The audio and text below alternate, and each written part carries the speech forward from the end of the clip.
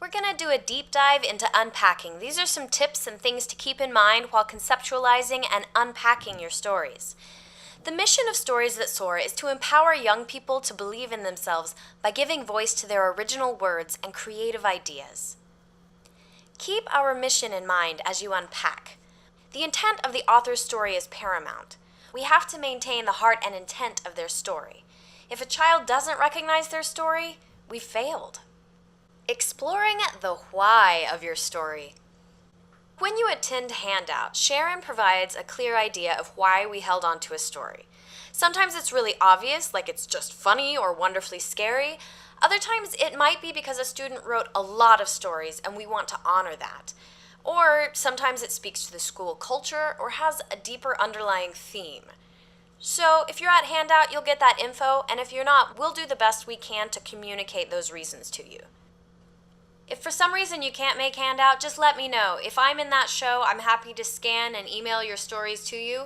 It's really in your best interest to attend, but if you can't, that's the best way to go. Just figure out how your stories are going to be delivered to you. You may have to pick them up. I'm going to go over the unpacking activity really quick. You can download this on the website or you can find it in the Google Drive. It's in the folder named Templates. This is a tool for you. You don't have to turn it in with your scripts. First off, on the unpacking activity, without using and then, give a one-sentence description of what the story is about. This will always bring you back to the heart of the story. It's not a play-by-play, but the distilled heart of the story. The heart of the story could be lots of things. A boy longs for friends, a girl wants to go on an adventure, or it can be a story that at its heart is about family pride or vulnerability. And then you ask, what are the characters? And what is the beginning, middle, and end of the story? You always want to know your conflict and then find your resolution, which honestly sometimes can be tricky with these kids' stories. And then you're going to look at memorable phrases, words, or sentences. Are they repeated? Or is there a great phrase? And how do we incorporate that? Were there memorable gestures and actions? And what are they? How can you incorporate those? What sound stood out? Did you hear something? Is there something rhythmic in the story? Try to incorporate that. And when you think about the story, think about colors that might come to mind. That'll help you pick fabrics. What kind of music comes to mind? This can be super informative. And if you bring in some music for the project manager to play during rehearsal, I can't tell you how effective it is in setting the tone and getting your idea across. And then if there are images that come to mind, think about that because you can incorporate that physically in the stage image, and sometimes we have projection that you can incorporate some of those elements. And then based upon those ideas and you let them tumble, what presentation style do you think would best serve the intention of the author? Genres! The sky is the limit when it comes to unpacking and genres. Our job is to provide a framework for these stories and lift them up and bring them to life. So really, whatever you can think of is totally fine. It's golden. We have a lot of action-adventure come back, and we also have tons of comedy. Now the thing is, when you unpack a comedy, think about what type of comedy. Is it broad comedy, slapstick? Just try to be clear. We also do a lot of dance and movement pieces. We do narratives, whether it's straight theater or not. If your story has an opportunity for audience participation, the kids love to participate. So even if it's you ask them a question and get them to respond, or if there's a phrase that comes back over and over again, you can do a call and response. We do musicals, whether it's a brand new one that we compose or a spoof on one that exists. We do thrillers and scary pieces, clowning in the true sense, not the scary balloon animal kind of clowns. We do horror-com, which is a term we coined when we did an Edgar Allan Poe show, where it's funny but it's also a horror. Film noir, anime, melodrama, absurdism, and puppetry of any kind. We can do shadow puppetry. We have a red curtain we can set up, so it creates the drop where you can do actual puppets that you construct. And also, we have 2 giant puppets that you can strap on. It's got a harness like a backpack, and so that's really great if you want to get that huge imagery. If you are inspired by a film, an image, a song, anything at all, bring it into the rehearsal when you pitch your story and then the day that you direct it to give the ensemble an idea of what you're going for. It helps us get there faster. I mean, if everybody has that image in mind, we're going to get there quicker. Something else to think about is how are you going to present the story? You can use straightforward narration, but you can also have narrators that break the fourth wall, directly addressing the audience, or inserting themselves into a story. Sometimes we set it up where they are newscasters, but sometimes they break in and they're just a pushy narrator that's trying to drive the story. You can also use character dialogue, or you don't have to use any dialogue at all. Sometimes you can tell something purely through movement. But do think creatively about how your story can be voiced. Some good things to think about. With every story, always think about the relationships. It's going to guide you in the right direction. It'll inform everything, not only with expressing the author's intent, but in creating fun and engaging characters. Often a story will seem simple, but it's about relationship and character desires and needs. So always think about the relationships and the heart of the story.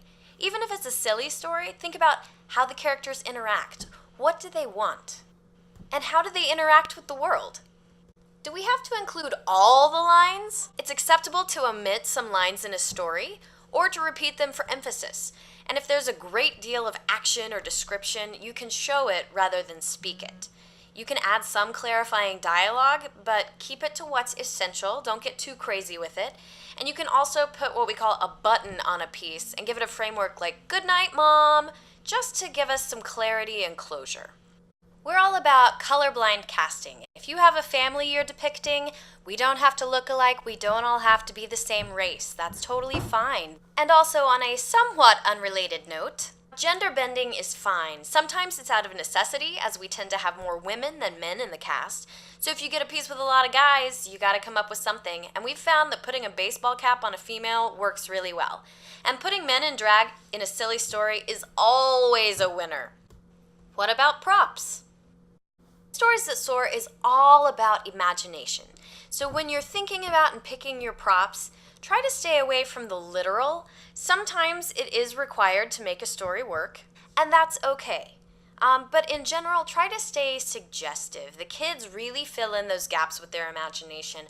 And after a show, they'll be like, "How did you change costumes so fast? How did you become that character so fast?" It's as simple as taking off a hat and putting on a mask or a crown, and they totally buy it and fill in the gaps. Think of our props as coming from a children's play chest, which is exactly where the concept of the magic box was born. They can make anything out of a fabric when kids are playing. So think in those terms. Keep it simple, and if you're going to build something yourself to bring in, just keep that minimalist style in mind. We like to empower kids and the characters. As we seek to empower kids, we also try to pick stories in which they think creatively and solve problems themselves. Now, if there's a story where another person saves the day, like a classic fairy tale, we try to add an element where the character at least helps their savior in the escape and in the problem-solving process. Now, this doesn't have to be spoken. It could be as simple as helping them untie a rope or communicating when to go to get around the villain. How to deal with violence. When it comes to depicting violence, sometimes we will have stories that include violence, and we typically don't pick these, but if it is included and critical, find creative ways to show it that isn't literal. If it's a fairy tale or action piece that requires a sword fight, now that's fine. And we have a lot of fun fencing with tubes. If it's written as a huge battle with no specifics, get creative. Use powerful energy or mind powers. It's just something that isn't blatant violence. Now, if violence is key to the story, like a scary story with a dark ending, think of creative ways to have it take place either off stage or in shadow. We really try to stay away from attaching an actor's face to a truly dark and violent story. Now, I think you'll get a feel for what that actually is. I mean, if it's some kind of silly story, that's fine. Just feel it out. You'll have a good sense of whether we can show it on stage or not. Now, for instance, we had a story once about a school lockdown, and what we chose to do is we only showed the perpetrator in shadow. It was scary, and it's something that can really happen, so we were very sensitive to that. We also had a story where a little girl ripped up a teddy bear and dismembered it and buried it. We also did that in shadow to provide a little bit of space. You don't always have to provide that space. Sometimes something is intense and we want the kids to feel and experience that. Just again, use your best judgment and be mindful. We've also left the job of dealing with violence or something really, really dark to the narrator. And sometimes it's cleaned up by omitting certain phrases, and other times we've used soundscapes or offstage voices. Now, sometimes we will also do tableaus. Instead of showing something in action, we'll show a tableau that hints at what's actually happening that's violent, but we won't physically show it in the true live action form. And now for a bit about stereotypes. We try to avoid and not reinforce racial and often gender stereotypes. If you have an antagonist, a thief, whatever that is nefarious, just be really mindful about casting. Once we had this beautiful piece about a battle between good and evil, and we had an African American actor who was a beautiful mover, and he was huge and perfect for the piece. So how we addressed that, we made sure he had a bunraku, which is a full head coverage mask. So that way the kids weren't attaching, oh, it's a black man with, oh, it's evil and dark. And other times, we've intentionally cast white ensemble members as characters like the sneaky bandit. Combining stories. Sometimes we'll combine thematically similar stories. If you do this, keep in mind that the child needs to recognize their story. So keep the lines of the story together. Breaking it up and splicing it makes it really hard to recognize. And if a story says they sang a song or wrote a poem, but no poem or song is supplied, it's totally acceptable to insert a poem or song that another student wrote. It's a great way to honor even more authors and fill in those gaps. And Sharon often provides those stories that could fill in, and she goes over it in handout and explains her thought process. Now, if no poetry or song is included in a story like that, you can create one within reasonable boundaries of the story. This is one way we often incorporate jokes. Fleshing out the details. So we'll get stories that say, and they became friends, or they saved the day, or they fought. Think about the how and why these things happen and flesh it out. You can add a little dialogue here. You can find the character relationships and just demonstrate how those things happen. So that's how you flesh out the details that may not be there. Other times, we'll have children that are very specific about how these things happen.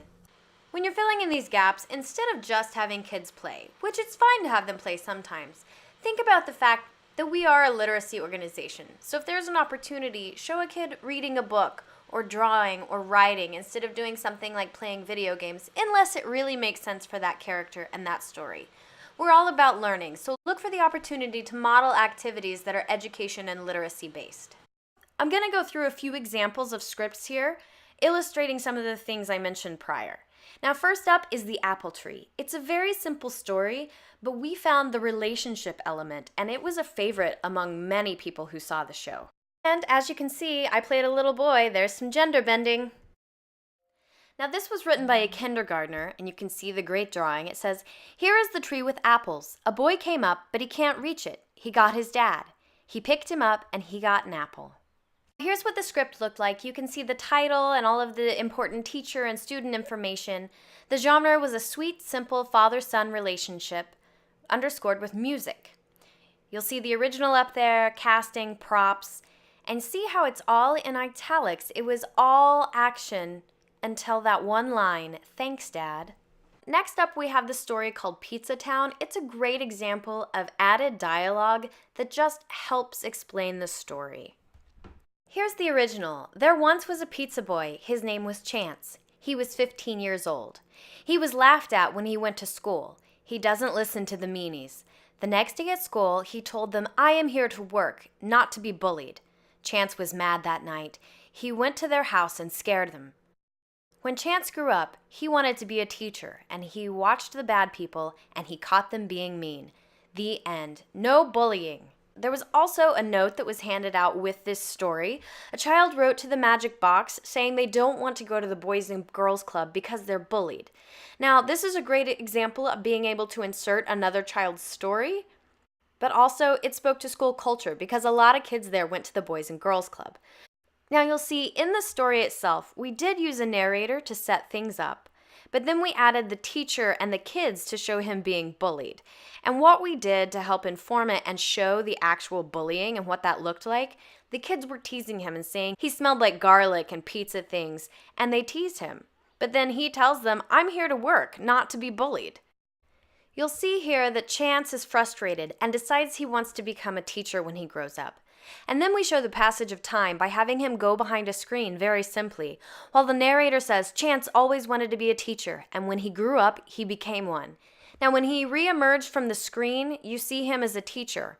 And then there's some bullying happening, where we incorporated the text from that note, and he stops the bullies.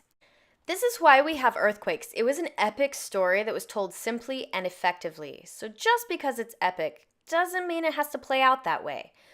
Once upon a time on Earth, there was a god named Stormos. One day, Zeus was very sick, and Hades was going to challenge Zeus on the dawn of the third day. Stormos heard about this news and decided to fight for Zeus. Stormos started to train and got so strong he could break iron with his bare hand.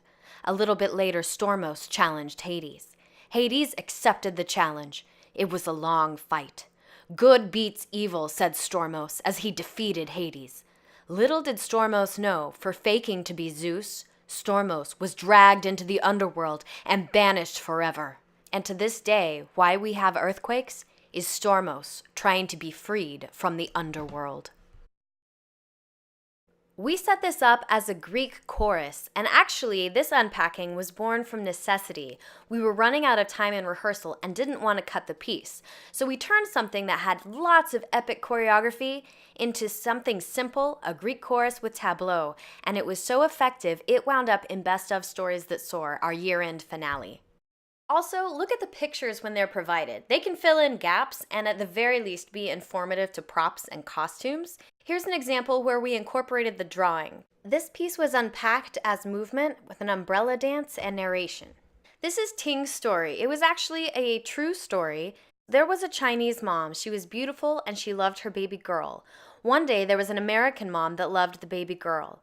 So she got the baby girl and they went home. And if you see at the bottom in the heart, there are 3 people holding hands. We incorporated that, and that was the final image in this story. In Stories That Soar, we use our black boxes and ladders to create the sets. We build everything with them.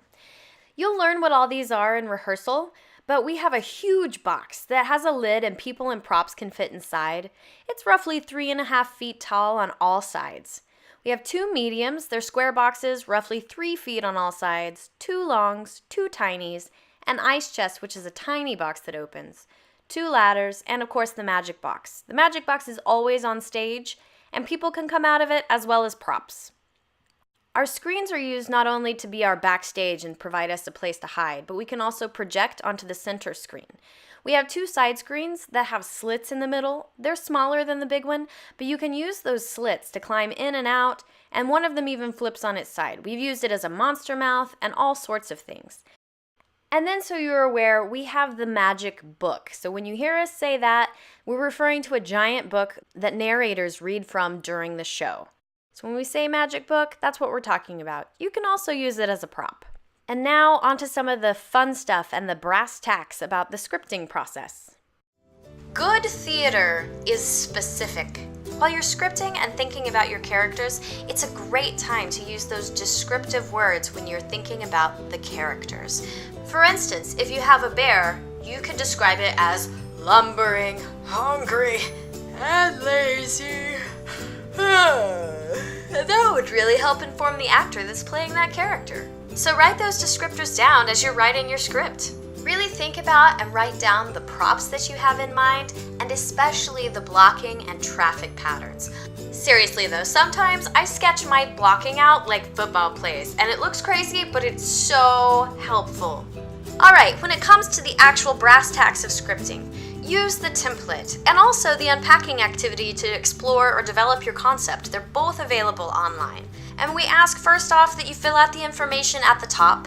If the story came with a title, even if it seems like the non sequitur of the year, put that title in the script. Now, if it doesn't have a title, come up with a title that is reasonable for the story. Please fill out all the student and teacher information as well as your name and the genre. If the original story is short enough to type into the script itself, please do so. If it's super long, just type C original.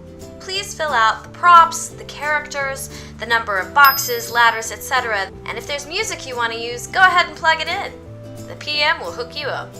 Also, there's a formatting guide at the top of the template. So think of formatting in these terms, okay? Bold is for lines that you hear them loud and clear. Italics and parentheses are for action. It's the quiet whisper of what's happening that the audience doesn't hear. And music is in brackets.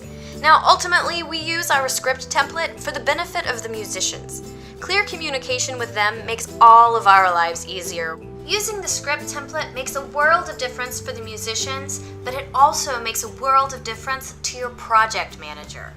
Project managers update all of the scripts as we move through the rehearsal process. You sending in a detailed, formatted script at the beginning of the process saves them lots of time. Project managers spend roughly 8 to 10 hours outside of rehearsal time updating scripts, compiling song lists, and downloading music. Do them a solid by sending in a clear, properly formatted script. Following up on the idea of specificity, if you have a specific song, movie, or image, or anything that helps illustrate your concept or inspiration, please feel free to bring it to the cast when you pitch your story. Be sure you email your scripts to Sharon and your project manager prior to the first rehearsal. Once you've unpacked those stories and sent them in, be prepared to pitch them on the first development rehearsal. Prepare a short 1 to 2 minute synopsis of each story that explains your concept clearly. And once everyone's pitched, that's when we begin narrowing it down to where we've got about 15 stories per show. Just be prepared to direct on your first day, and keep in mind that things are going to change. It's part of the collaborative process. If you want to see more, you can see footage of our shows on our YouTube channel. It's Stories That Soar Vids. We've got footage from every single show of the season. And also, if you have any questions, feel free to call Sharon or Dallas. We are happy to bounce ideas around with you. And that's today's deep dive. Thanks, everyone!